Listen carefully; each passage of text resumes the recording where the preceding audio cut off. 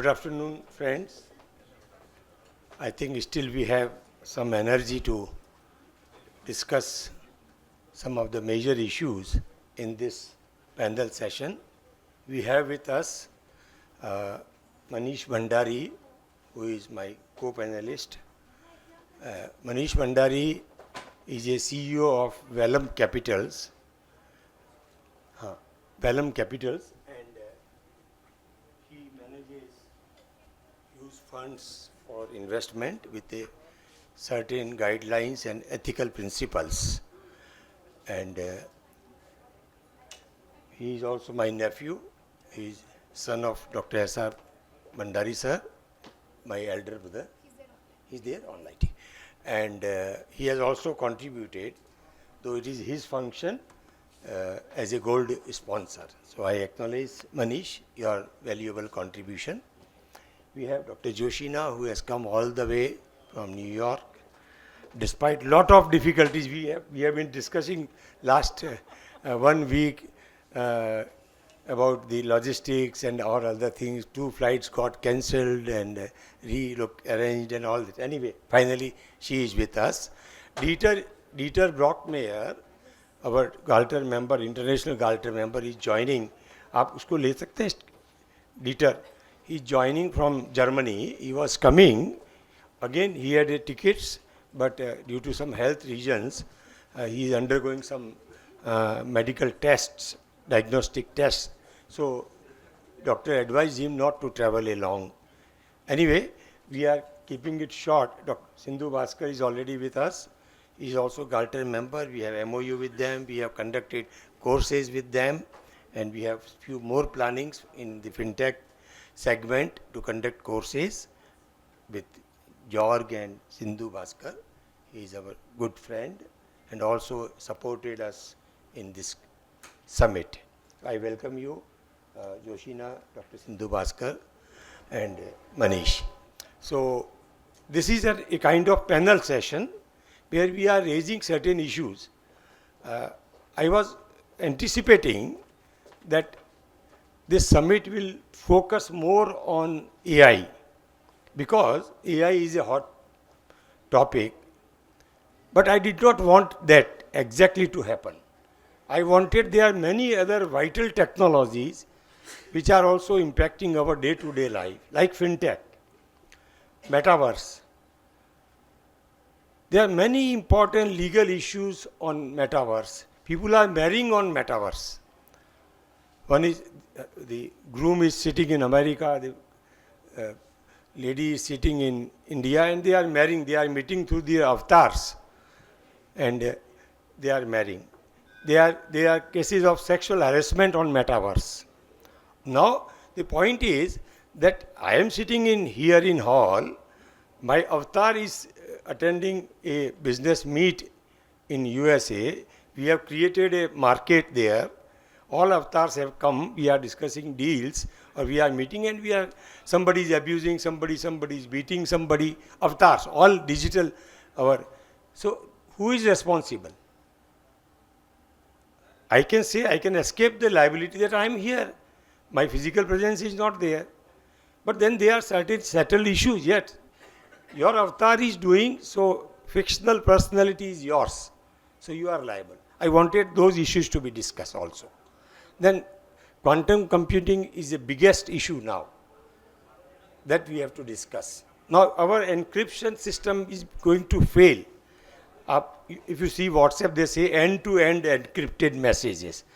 Only user can read it, decrypt and read it. No, it's wrong. Privacy, which is also figured. If you are on Google and if you are using a smartphone, which we all are using, there is no concept of privacy. Privacy is gone. Forget about the privacy that if you want to retain your privacy, use basic Nokia phone, which is available in 1,000 rupees, where you can receive the call and make the call. No camera, no picture. You are being tracked every time. If you are using Google Map, you are constantly being tracked. So all these issues are very critical issues. They are not only legal, social, ethical, economical, they are all these issues. Galter takes care of, discuss and debate upon these issues. My book has dealt with all those major issues. So in this panel, Manish, I come to you. You are doing a business of investment advisory, and you have certain principles. I am told that you have launched a new fund where you will invest only in those companies which do ethical business, which are not into liquor, which are not into non-veg products. Only you will advise for those companies to be invested. So that is your ethical dimension. I want to know more from you about this issue, how you will manage it and how technology will help you or create difficulties for you, both way, to you. Yeah, so if I have to look at the business I am in, which is managing money, and it's a quite a fiduciary responsibility to manage money and also to bring all the kind of consciousness while managing the that third party money. So what has changed in India in the last 2 decades is technology has played a very vital role in bringing a lot of things to fore. The whole GST concept, the whole digitalization concept has changed the landscape. And today it is very difficult for the companies to siphon off money. And the whole technology aspect has raised the bar for the whole Indian corporate India significantly now. So the ethical standards by design has gone up substantially. I came into the market in 1999, where a middle market companies or a small cap companies which has got a lower market cap was always a suspect, because till a 500 crore the promoter will always siphon off money and so forth. Today, with the technology what has been instilled in India in the last 7 or 8 or 9 years, it is very difficult to take out money from the companies, and you get caught by the various methods, from the income tax perspective, from the GST perspective. So it has changed significantly for positively in the process. Now today, one of the another thing which is very important is the CSR activity, which is not directly related to the technology, but at least you can scan companies based on how they are following the CSR principles, and which from an income tax perspective, the technology will help in evaluating whether the CSR guidelines have been met or not. So overall, where the India was lagging substantially, that the level of ethics in the business is quite low versus the Western standard. That has changed dramatically in India. And another thing which has contributed significantly, not from the technology perspective, but from a philosophical concept, is the advent of the capital market. The rise of the capital market has ushered a new animal spirit, where someone can become a 21-year-old in Hyderabad, in Bangalore, can become rich because of the capital market. You have more billionaires, the average age of billionaires have fallen significantly. And these are the bigger changes which has happened in India, from a technology perspective, from a behavioral science perspective, from a psychological perspective. That has helped a lot in terms of raising the average ethical standards substantially in the Indian markets.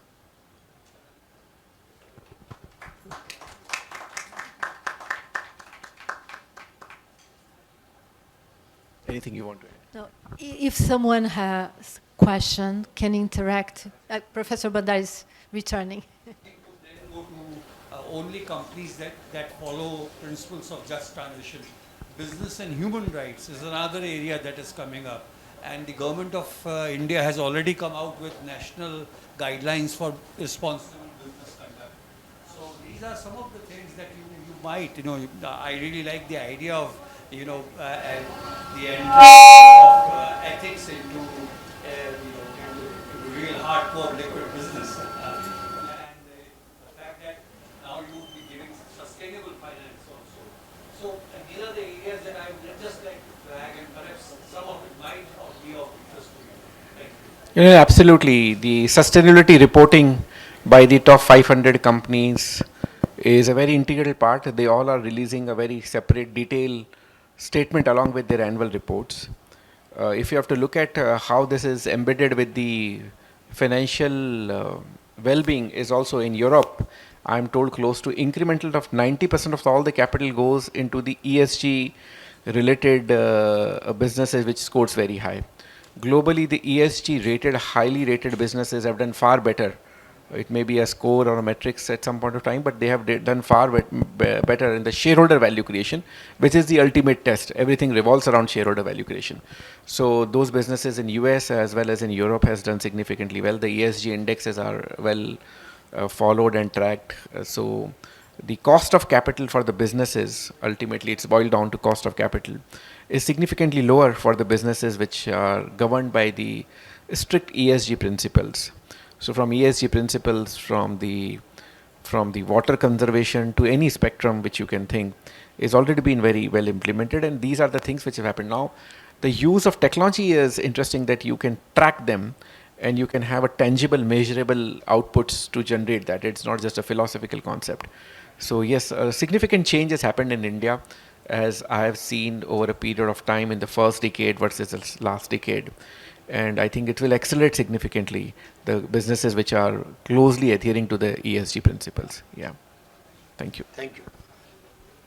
Thank you, Manish, for raising the need and justification for ethical way of doing business and compliance with the ESG and all other things.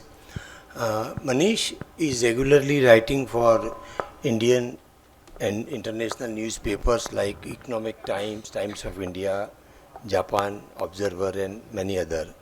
And he very much invited on all our business TVs like TV 18, I CNBC and like that.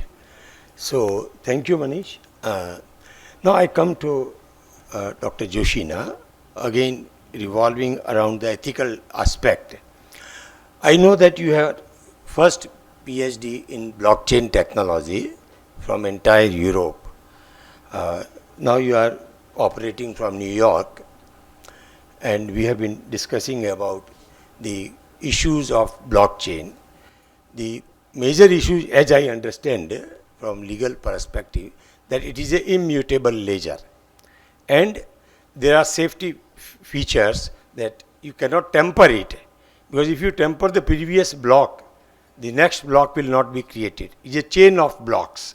It's a digital ledger where you can put entries, and those entries cannot be tampered. That is one aspect. And another aspect, as George knows, creation of Bitcoin, the cryptocurrency. Bitcoin is a leader, so generally we talk of Bitcoin. So these are the two major dimensions, but there are many other aspects.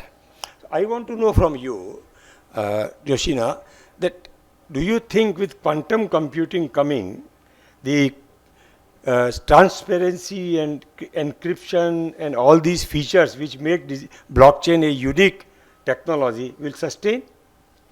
Yes. Sorry. Is it working? Yes. Okay. So when I started, and mainly with students, they asked, "Oh, but if blockchain is so easy as you were talking, why didn't appear before? It's easy to understand how blockchain works." And the answer is, we didn't have device storage for data. Without storage, we cannot have access. But now, in the moment of computing era, everything is changing. But we have a problem. The biggest problem is, until today, not today, it's a way of speech. Until now, we have only in computing science 0 or 1. But now, with quantum, we have something between them. So we can fake everything. And we are talking about cybersecurity before, and all the scams that we have victims around the world, they are using quantum principle. So the question is, more than device, how can we trust about data now? Before it was binary, only 0 and 1, but now there is something behind. That it can be 1 or it can be 0 because I fake it. So it's not a problem with device because we can store. The problem is how can we be immutable, transparent, and traceable? And this is blockchain, again. But this is, Any response from the audience? yes, we can interact. I prepared a presentation talking about Tomorrow. tomorrow. Keynote speaker. Oh, okay, okay, it's for tomorrow, sorry. You are So, keynote in valedictory. Yeah. okay. Any response? Any question? It's interesting because all scams, and you have United States, I'm working with, I have NDAs, so I cannot talk about the project. But what I can share, I'm working with guardians for security. So, for example, and it's a volunteer work. So we have working groups talking about how can people be a victim today using our mobile phone. Someone, Professor Fidrus, called me, but it's not he. It's someone with his face and his voice and with his number. How can I trace that he is who is he? So now this is the question, trust. Everything around AI is trust. It's not storage, and it's not to be accessible. Is what is trust? And after we have a lot of questions about AI agents, but what is real or not? Because we have quantum computing. And talking about scams, we have people in the United States that they lost all their savings. It is very sad. And we are talking about people, they have literacy. They're info inclusive. They know about AI. But they believe, oh, can you help me? I have my old daughter that needs to have a scholarship. Can you help me, please? And everything is fake, or a romance, or someone that connects with you, or a bank account. So how can you protect ourselves? Thank you. My another question is first to Dr. Bhaskar and then to Manish and to you. Dr. Sindhu Bhaskar, we have been discussing about the fintech, and you are a global leader in fintech, financial technology. All these internet banking, UPI payments, all these are, India, as we know, is the leader in UPI payments. And thanks, it was an offshoot of demonetization. Now, why do you need currency? Just pay via QR code or UPI number, that's enough. But you are discussing about the neo-banking. Can you please briefly explain to our readers and to me also? Well, fintech is financial technology, so it's quite a vast world. It is not just a simple thing, whatever we think of. Because everything starts with, of course, Bitcoin, which our friend is here, master of that. So that gave a new dimension to aspects of money, that what is money? What is value? How value is getting transferred? So all those questions created a new dilemma in the financial sector, and that is where we started progression in the value structure of money and movement of money from one place to another. Like you are giving a currency note, but when there is no currency note, like a fiat, so if money has to move wallet to wallet, as Bitcoin was moving wallet to wallet, so how can you transfer value? And that is where fintech came into operation, and that is how we started thinking of so many other aspects. But basically what I will say again, EST is working as an impact platform. So we work in generally tier 3, 4, 5 centers. All the urban sectors have a glut of all these things, banking, neobank and all. But neobank concept is that you don't have a banking license. You use the banks which are having the license and act as their frontal agency to create banking operations. And why it was essential? It is for creating the banking the unbanked. When our Prime Minister started Jan Dhan Yojana and created all those accounts, you had to create the banking operations for them.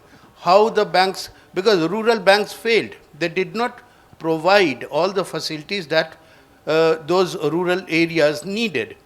So how value can be transferred to the beneficiaries directly and how they can utilize it.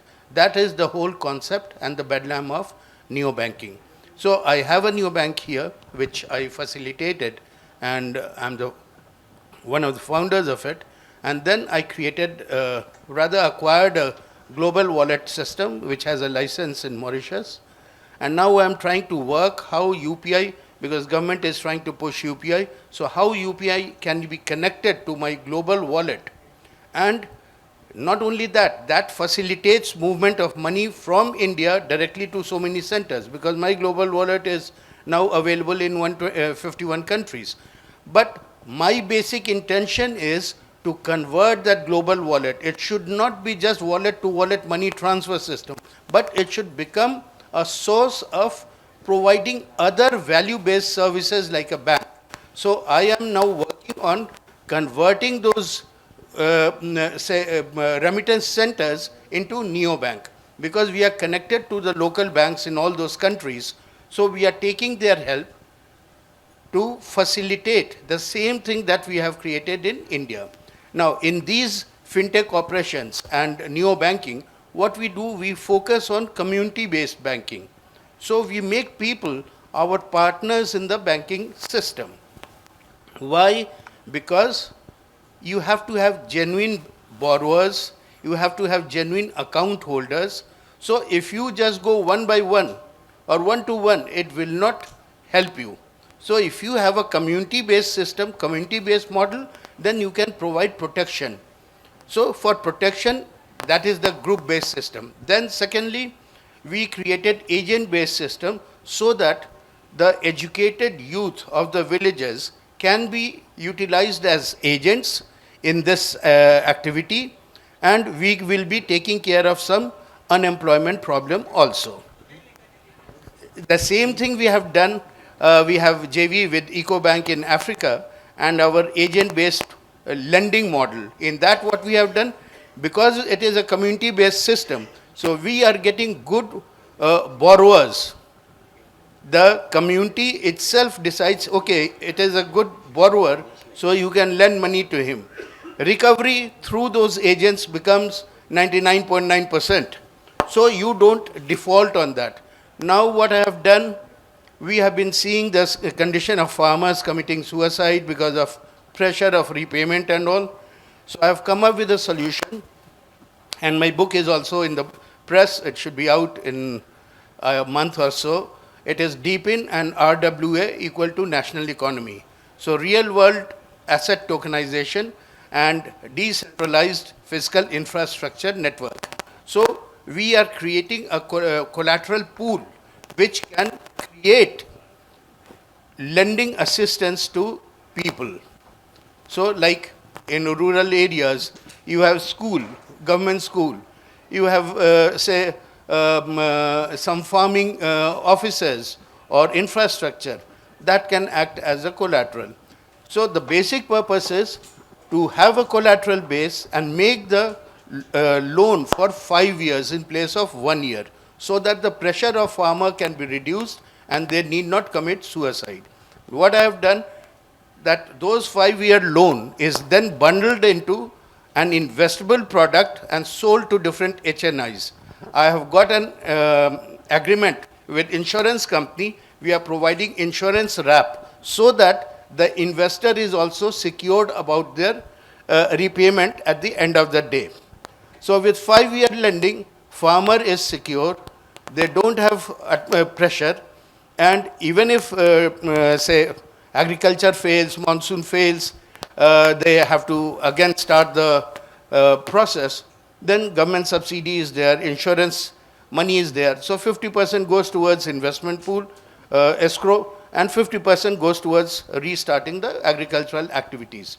With that, these type of things, we are trying to regenerate and create a connect of rural economy with national economy.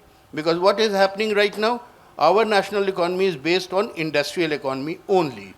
There is no contribution from rural economy. So how rural economy can contribute to the national economy? When it starts contributing, your budgetary deficit will come down. When government talks of $1 trillion and $7 trillion, $10 trillion economy, that will be possible. And when you are creating capital in hands of farmers, then you are creating a whole set of supply chain management system in rural areas. So agriculture becomes a very, I'll be very happy to inform you that just last week, we got our AI-based agri-tech product. We got the patent from Government of India. So that's a very good achievement for us. Whatever we are talking and whatever I am explaining to you, now it's patented and we can incorporate these things for betterment of our rural economy and integrating it to the national economy. Thank you. You have raised a very important issue, how we can help farmers or small debtors, small loanees to do business or to protect their interests. That is the need of the hour, and how technology can facilitate all these things. In next 5 minutes, I'll take 2 more responses, and then we'll have tea. I think we all are getting sleepy, so tea is necessary, tea, coffee. Manish, as you said, you have been into the market for more than close to 20 years, and you have witnessed so many changes, especially during last 8 to 10 years, technology dominating, and there are many advantages, few disadvantages, all that. So I think a new concept is emerging, finalization of the financialization or finalization? Financialization. So what is this financialization and how it is going to affect a common man? Because what we see, even myself, earlier we used to consider FDs as a, so Manish, shortly, can you explain what is financialization and how it is going to be helpful in wealth creation while using the technology? So the simple, sure. So the simple understanding of financialization, when the asset, your wallet or your asset or your saving moves into the financial asset, is called the financialization. Up till now, why the financialization has not happened? The financialization means moving into FD, moving into mutual funds, moving into saving products, moving into insurance. Because for last years and years together, what was the choices of individuals was a tangible asset. So the gold was a preferred asset, the real estate was a preferred asset, and so was the necessity at certain point of time. And as the trust in the financial market improved, and which this government also worked hard to make sure that it improves, and there all the technological advancement helped us, because lesser scam. In 1992 there was a Harshad Mehta scam, in 2000 there was a Ketan Parekh scam, and then 2008 some other scam. So lesser number of scam also helps in financialization, and which has happened in the last 5 years, 7 years, so that you're not losing your money to some kind of scam which is engineered. And it is a self-correcting mechanism because of the strong law, rules, technology all coming together. So this is called the financialization. And how this is helping today, one of the biggest product where the money is given, and which Mr. Jain has just said is on the rural side, is also the gold loan, again agriculture and a gold loan put together. So if you want to take a agriculture loan which is difficult to come by, and if you're, the financialization has helped, it has helped in unlocking the productive assets or maybe some unproductive asset which you are having in your way, and put that product into more productive use. So you can take a loan, increase your business, and so forth. Because of the UPI, a small vendor, street vendor in Hyderabad is able to get a loan because his daily earning is going into a bank account which is going through UPI. So Paytm is able to give you a loan. So that is how the big change has happened in India, that you can access to a loan to buy another cart of vada pav or another cart of sandwich, and you can get someone else also from your family involved. So there is a huge change which has happened when this money moves through the pipe, and it is a traceable and more intangible in nature. Now I'll come to you, Dieter. Am I audible to you? Yeah. Thank you, Dieter, for joining. And I'm sorry we are missing you. You had to postpone, cancel your program due to some health issues. I hope you are feeling better. Dieter, you and we have conducted a joint course along with National Law University Delhi and Dr. Ingrid, USA, about deep tech law and diplomacy. We have with us IFS Ghanshyam sir, Galter member. Sir, are you here? I think he has gone. So, he was one of the faculty, being the core diplomatic expert. Dieter, I want to know from you that how diplomacy can promote deep tech, because now with the metaverse and other channels, you did not to go to conduct negotiations to the institution in a physical mode. Now the diplomats can conduct international negotiations and enter into a draft treaty with the use of technology. And I understand that you have written one very eminent and scholarly book. So please tell me about how deep tech can help in promotion of international diplomacy, and a brief note about your book. Please, over to you. Into diplomacy and, of course, law. And there comes the Amazon guy. He timed it exactly when I have my speech. So I will have to run to the window very briefly, and when he comes and takes a parcel, and then I will be back. Yes, of course, deep tech is impacting everything, though it also is impacting diplomacy, and we can tell it in the field of fake news, for instance, or for disinformation. There are completely new tools to disinform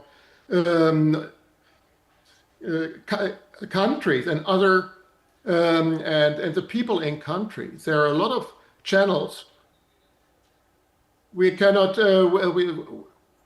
that are very difficult to control. But that's only one example. On the other hand, there's also a lot that can be very beneficial to diplomacy. And this also is making the role of ambassadors change. The ambassador is not so much anymore the representative of a country in a country, but also is moving very much into business promotion and becoming and embassies becoming increasingly business agencies for the simple, more than they have been in the past, for the simple reason it has become so much easier for head of states to stay in contact and to communicate directly. And yeah, there's a lot more going on, and AI is changing how things are processed. The communication channels within embassies and the secretariats are changing tremendously. We of course have a security issue. Things can leak very easily, and of course, when they leak, you don't know are they leaked or are they just in the field of or are they fake news? So imagine you get the video of a head of state declaring war to somebody, and this never happened, but people believe it. This can create a lot of uncertainty. And it is used by some players already. And of course, we all try to avoid that. Sorry for that, but I don't think it interrupted me too much. So yeah, and I'm very happy that we at the Diplomatic World Institute found great partners, and includes Galter and Ingrid Vasiliou-Feltes' Institute for Entrepreneurship and Investment. No, I made it. Don't know it the right way. And we formed a little alliance to bring this topic closer to the community. And thank you to Galter, we already had last year a very great course. Well, I felt it was a great course. That was picking up this topic, and we had great lectures, 10 weeks, and of course we are hoping to continue this because it's an important issue. It becomes more and more important by the day because things are changing rapidly. And yeah, I think I leave it for now. I hope it was not too bizarre. Thank you, Dieter, for your response. Yes, we will. So, thank you for joining. With this, we are concluding this panel's discussion, and now we are heading for tea. So, from my side, thank you all our learned panelists. The session is now hereby concluded, and over to you, Aparajita. Thank you, sir. So after the tea break, we resume at 5 o'clock sharp here. The Kinara session will take place here. Manjira will take place in Manjira. I request the chair of the next session, Professor Tabrez Ahmad, co-chair J. Kishore sir and Srinivas Vajpayee sir, and session facilitator Dr. Srujana and Dr. Sharda Patil to be here and start the session at 5 sharp. Thank you so much. We meet again in 15 minutes. Thank you.